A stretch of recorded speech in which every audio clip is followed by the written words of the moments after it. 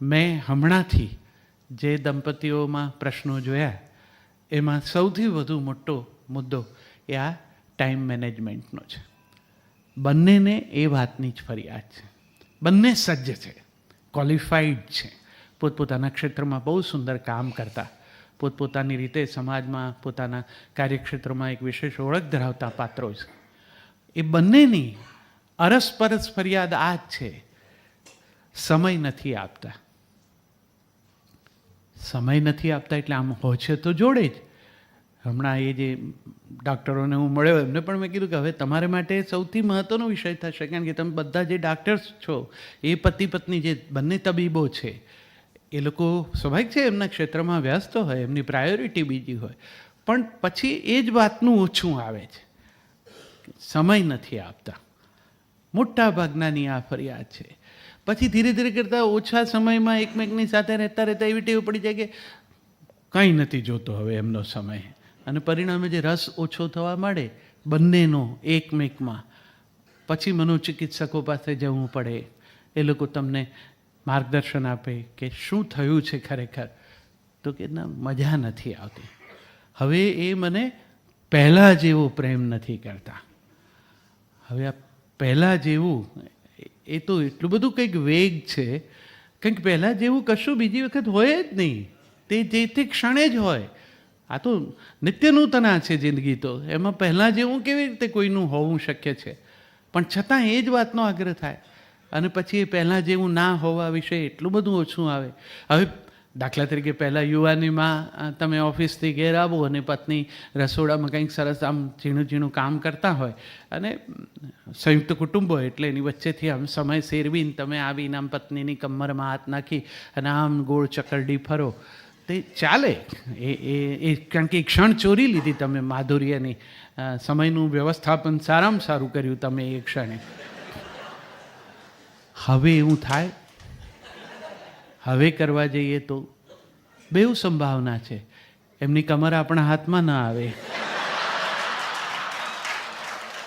અને એવું કરવાથી આપણી કમરને બીજા પ્રશ્નો ઊભા થાય. તો પ્રેમ જતો રહ્યો, થયું શું? હવે અભિવ્યક્તિની શૈલી બદલવાની. હવે એવું ન થઈ શકે તો ન થઈ શકે. હવે પહેલાં જેવું એટલે એવું જ ન થઈ શકે. હવે સમયની સાથે જે વધવું છે, સમજનું પણ જોડે જોડે. પુખ્તતા એટલે નિરસતા એવું નથી, પણ મેચ્યોરિટી એ અભિવ્યક્તિની શૈલીની છે. હવે દરેક વખતે એરિક ફ્રોમ એમ કહેતા આર્ટ ઓફ લવિંગ નામના પુસ્તકમાં કે પ્રિયના કાનમાં સમયાંતરે કહેતા રહેવું જોઈએ કે હું તને ચાહું છું. આ એક પરદેશનો સિદ્ધાંત છે, અને એ પ્રમાણે ત્યાં આગ્રહ પણ રાખે છે. એટલે ત્યાં લગભગ આમ આપણે કોઈક જે આવા જેવા યજમાનોને ત્યાં અમને રહેવાનું થાય ને, ત્યારે બહુ કુતૂહલ થાય આપણને કે આ લોકો કેટલા ગળા ડૂબ છે. એ લોકો બહુ આમ એવા સંબોધનો કરે, શરૂઆતમાં આપણને એ સંબોધનો ના સમજાય, અને પણ એમનું અંગત હોય, અને પછી આમ બહાર નીકળતા એવી રીતે વર્તે ને આવે ત્યાં પાછા એવી રીતે વર્તે ને આમ વારે વારે ભાવુક થઈ જાય. આમ ખભા પર હાથ મૂકીને જ વાત કરે, ચાલે તો પણ હાથ પકડીને જ ચાલે.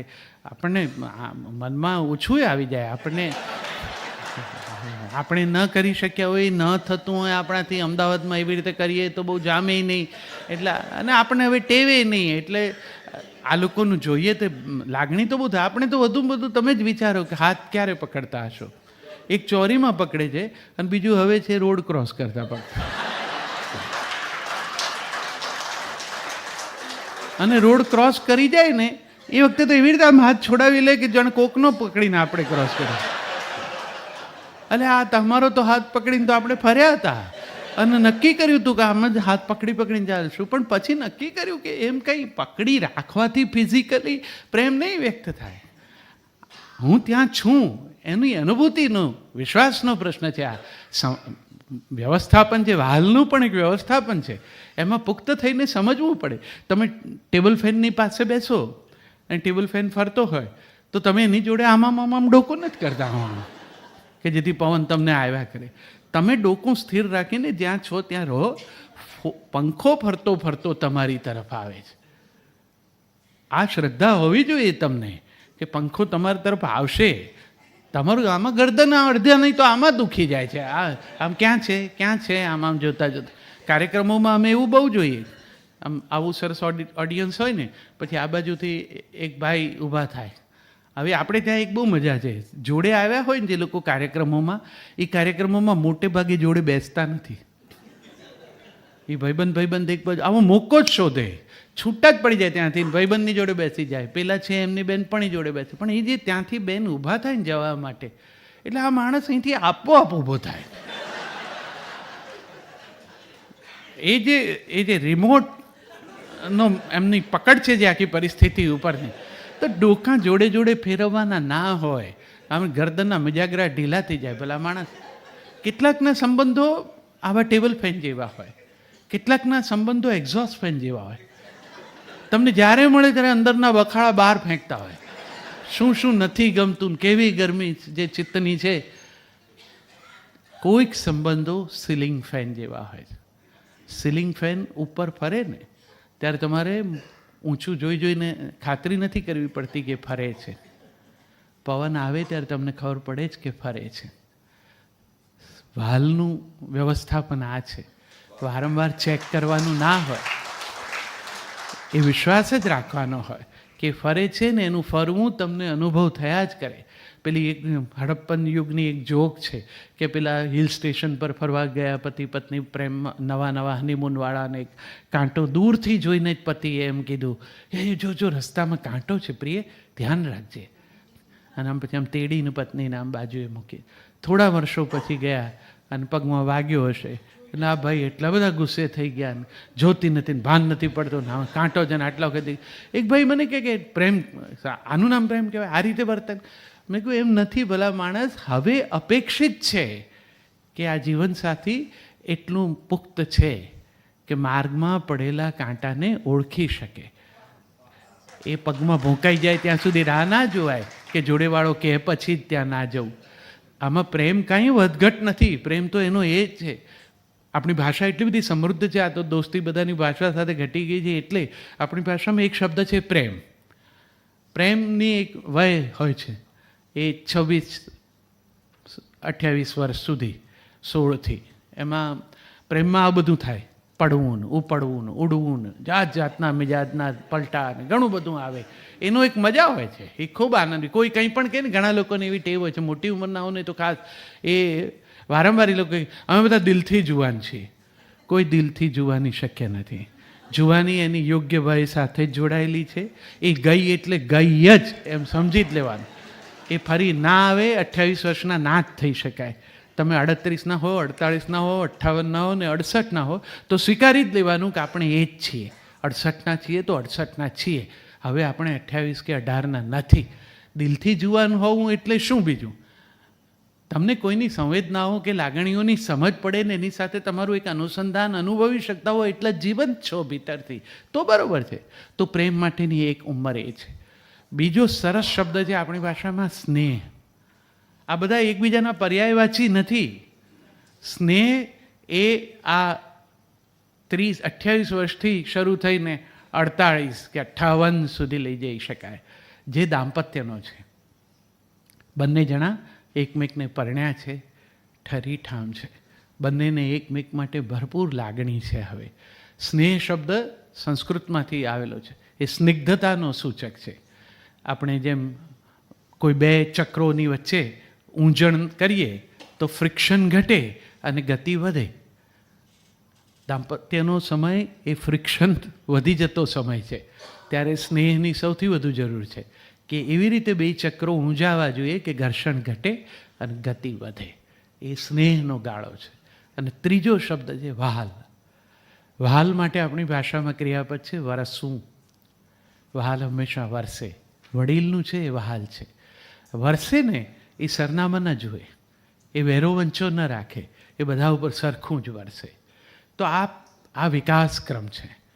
પ્રેમ, સ્નેહ અને વહાલ, આમાં આપણે વિકસવાનું છે. લગ્ન શબ્દનો સીધો પ્રાસ મગ્ન સાથે મળેલો છે. બંને એકમેકમાં મગ્ન હોય એના લગ્ન શોભે. પણ વધારે મહત્વનો શબ્દ ત્રીજો છે યજ્ઞ.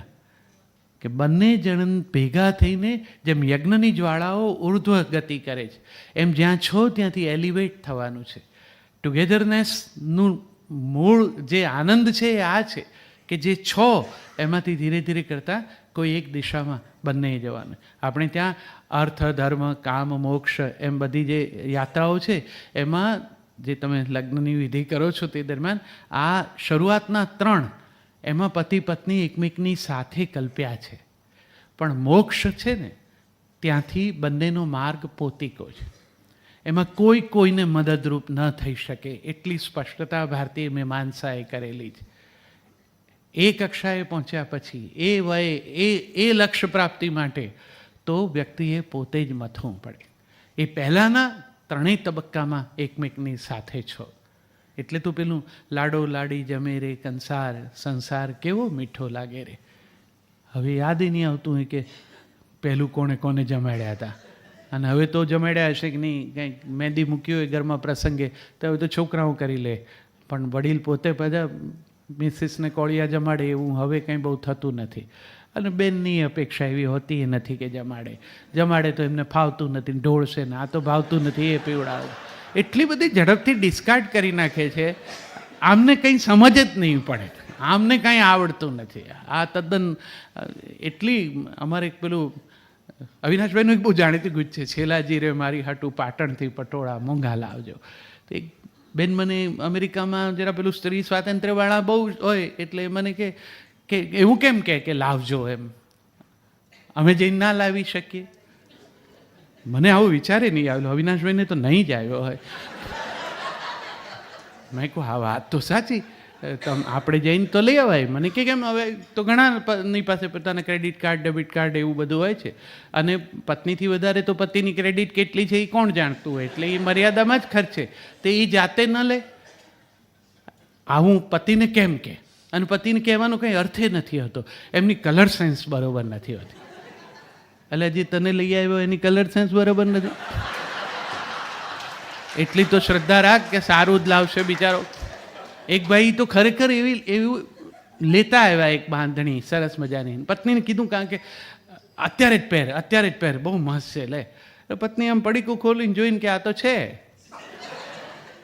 હવે એમણે એટલું જ એ વખતે વિચારવાનું હતું કે આ જ રંગની બીજી વાર કેમ લઈ આવ્યા.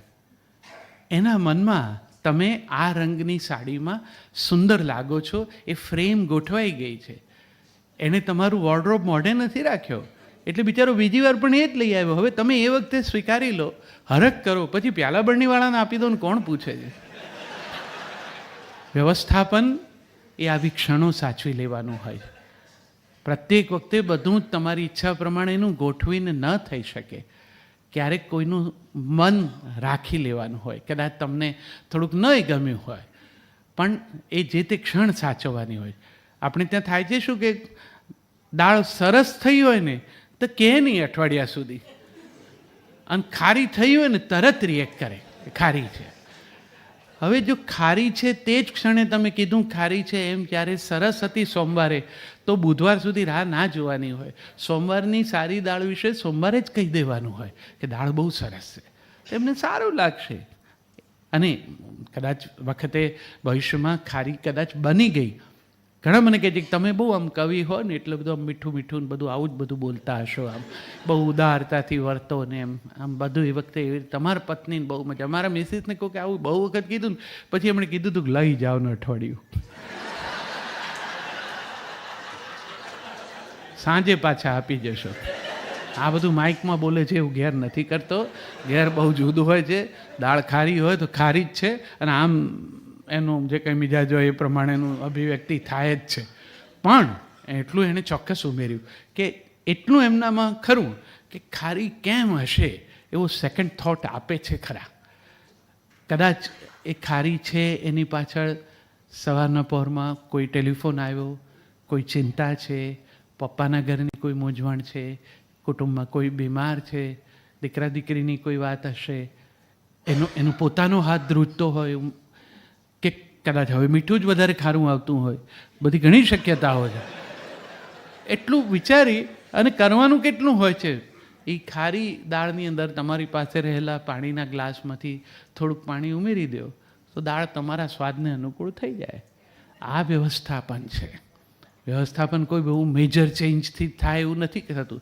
ક્રાંતિઓ કરવાની જ જરૂર નથી હોતી. આવી નાની નાની શાંતિ ઘરમાં જાળવી લ્યો ને તો બધું સરવાળે બહુ મીઠું સરસ જ થઈ જાય. પણ આપણે તો બધું ધરમૂળમાંથી બદલી નાખવું છે.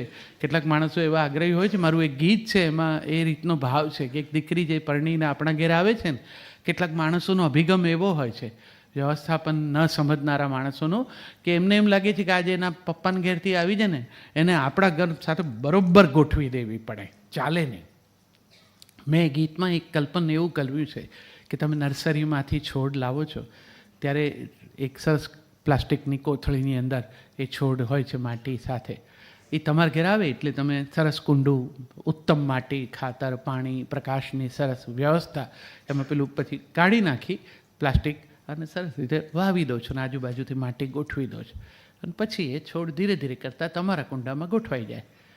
પણ કેટલાકને એવું લાગે છે કે નર્સરીની અંદર એ ગમે તેમ પડ્યો હોય, એ લોકોને તો આટલા બધા છોડ હોય ને શું એની દરકાર હોય, ગમે એવી માટી વાપરી હોય. આપણા ઘરે બધું બેસ્ટમાં બેસ્ટ છે એટલે આનું બધું લાવીને આમ સોય ઝટકી ચોખ્ખા કરી મૂળિયા અને પછી પોતાના કુંડામાં નાખે અને પછી રોજ રાહ જોયા કરે કે આના પર કેમ ફૂલ ન આવ્યું. એમ ના આવે, એને એની માટી સાથે જ વાવવું પડે. એ એટલા માટે જરૂરી છે કે ક્યારાની માટી સાથે અનુસંધાન સાધે ત્યાં સુધી એ પોતાની સાથે લાવી છે ને એ માટીમાંથી પોષણ મેળવશે.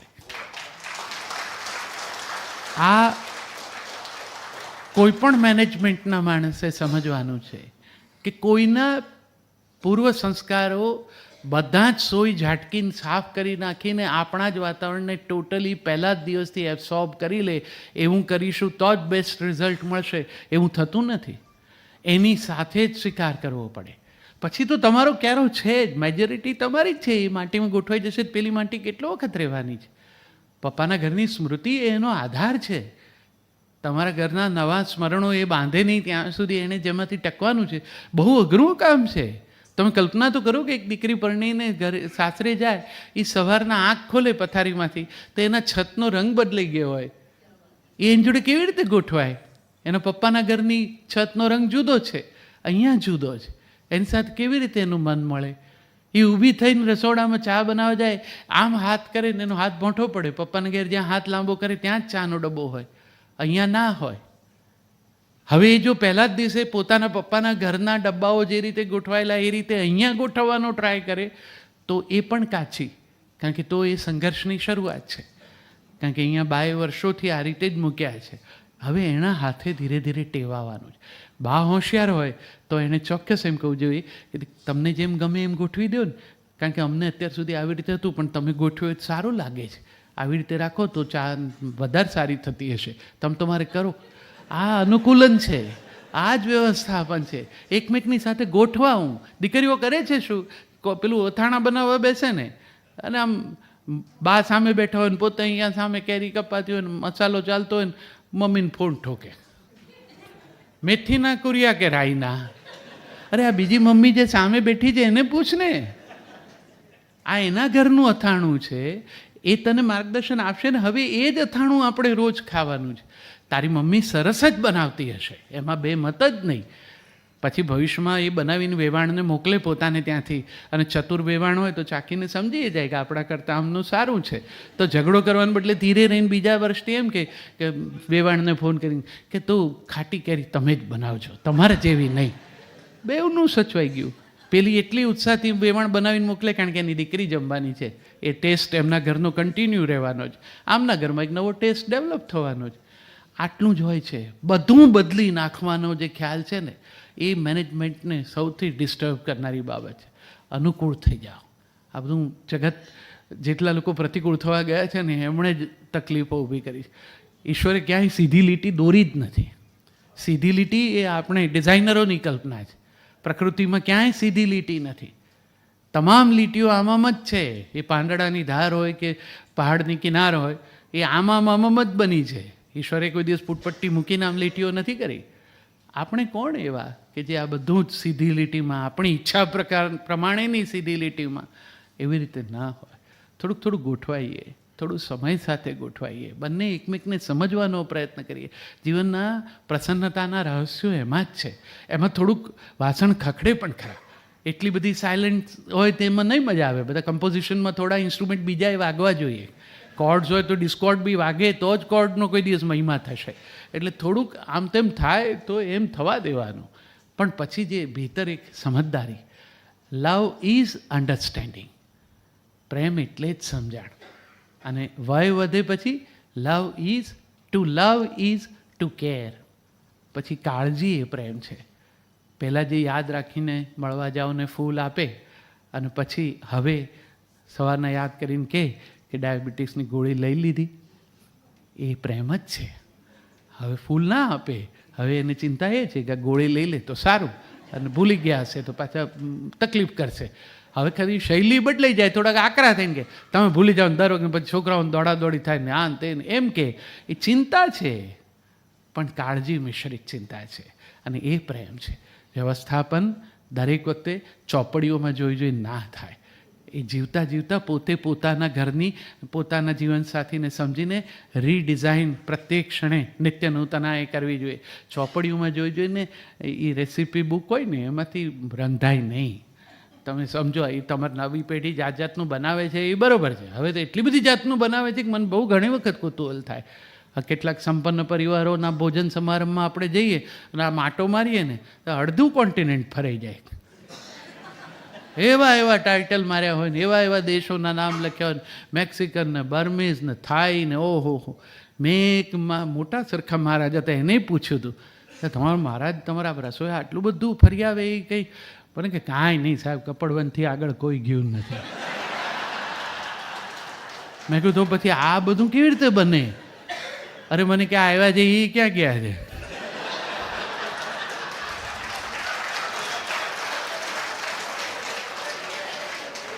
આ કોન્ફિડન્સ એ એના મેનેજમેન્ટનું મુખ્ય લક્ષણ છે. એને ખાતરી છે, એને મેં કહ્યું પણ કદાચ જાય તો મને કે એ દિવસે જાય ત્યારે ચાખશે, ત્યારે એને કંઈ ટેલી કરશે આપણા સ્વાદ જોડે, એવું યાદ રહેશે કે આ મહારાજે બરોબર નહોતું બનાવ્યું. એકચ્યુઅલી જાપાનમાં આ સુશી આવી રીતે બને છે. એ બનતી હશે ત્યાં, આપણને અહીંયા કીધું ને, અને અડધા તો એ જ છે એટલે ખાવડાવી દેવી. આ વિશ્વાસથી બધું ચોપડીમાં જોઈને ના થાય. કેટલીક વખત રાંધતા પવનને કારણે પાનું ફરી જાય ને તો આઈટમ બદલાઈ જાય. જિંદગીમાં પવનને કારણે પાના ફરી જાય ને તો માણસોના સ્વભાવ બદલાઈ જાય, ઓળખ બદલાઈ જાય. એના કરતાં સમજીને જે છે એની સાથે કેવી રીતે ગોઠવાવું. તમારું ભાગ્ય સરસ હોય તો સરસ મળે જીવનસાથી. વ્યક્તિત્વ જુદા હોય છે. તમે જે જુદી જાતના બારણા હોય છે ને એવા માણસો હોય છે. કેટલાક બારણા બહારની તરફ ખુલે તો તમે આમ નોક કરો ને પણ તમારે 2 ડગલા પાછા જતા રહેવાનું, જેથી ધડ દઈને ખોલે તો અહીં ટીચાય નહીં તમને. કેટલાક એવા હોય બહાર ખુલતા માણસ હોય, એ એવા આમ ધમધમાટ બહાર આવે કે તમને મૂંઝવણમાં મૂકી દે, ઈજા પહોંચાડી દે. કેટલાક સ્લાઇડિંગ ડોર જેવા હોય, એ આડા જ ખસે ગમે એ કરો તો. કેટલાક અઘરા હોય છે જેને શટરની જેમ લટકીને નીચે ઉતારવા પડે. કેટલાક અંદર તરફ ખુલતા હોય છે. તમે નોક કરો પછી રાહ જુઓ અને ધીરે રહીને હળવે રહીને ધક્કો મારો, એ ભીતર ખુલશે. જે ભીતર ખુલતા દરવાજા હોય ને એ અંદર તરફ જગ્યા લે, એટલે એટલી જગ્યા એને આપવી પડે. ત્યાં સુધી તમારે બહાર રાહ જોવી પડે. તમારે ભાગે કયો દરવાજો છે એ તમારે સમજી લેવાનો. બાકી યોગ્ય સાથી મળી ગયો હોય, કોણ જાણે. આ પણ એક કરુણતા છે કે જીવનમાં ખોટા માણસ સાથે જોડાવ ને તો તમને અઠવાડિયામાં ખબર પડી જાય છે. સાચો માણસ જીવનમાં સાથી તરીકે મળી ગયો હોય ને કેટલીક વાર જીવનના અંત સુધી ખબર નથી પડતી. હું ઈચ્છું કે એવું પ્રસન્ન વ્યવસ્થાપન સૌ પોતાનું કરી શકે. જીવન એ આમ કોઈ કોર્પોરેટ હાઉસ જેવું નથી કે એના રૂલ્સ બધાને એક સરખા ચોપડીમાં જોઈને લાગુ પાડી શકાય. તો બધા આઈઆઈએમમાંથી ભણીને બહાર પડીને પોતપોતાના ક્ષેત્રમાં સફળ થઈ જાય છે, એમ થઈ જતા હોય. દાંપત્યોમાં ત્યાંના અધ્યાપકો પણ ગોથા ખાય છે. એટલે એવું નથી કે એ આવડી ગયું હોય એટલે આ આવડી જાય. આ તો પ્રત્યેક ક્ષણે તમારી સજ્જતા માગી લે છે. કારણ કે આમાં ક્યારે કોનો મૂડ કેવો ચેન્જ થશે એ કોઈ જાણતું નથી. અને એ અરસપરસ વિશ્વાસ મારું એ જે ગીત એમણે કોટ કર્યું શરૂઆતમાં, દરિયાના મોજાં કંઈ રેતીને પૂછે તને ભીંજાવું ગમશે કે કેમ, એમ પૂછીને થાય નહીં પ્રેમ. એમાં મારે કહેવું છે આ, પોતાની જાતને કોઈના પર ઇમ્પોઝ કરી દેવી, સામેની વ્યક્તિનો અભિપ્રાય ન જાણવો, એવો પૂછીને થાય નહીં પ્રેમ, એવો ટોન નથી એનો. દરિયાના મોજા કાંઠાની રેતને આવીને ભીંજવે છે. કાંઠાની રેતને શ્રદ્ધા છે કે મોજા આવશે જ અને મને ભીંજાવશે જ, અને મોજાને વિશ્વાસ છે કે કાંઠાની રેત મારી રાહ જોતી હશે. એકને પક્ષે વિશ્વાસ હોય, એકને પક્ષે શ્રદ્ધા હોય, ત્યાં પૂછવાનું રહેતું નથી.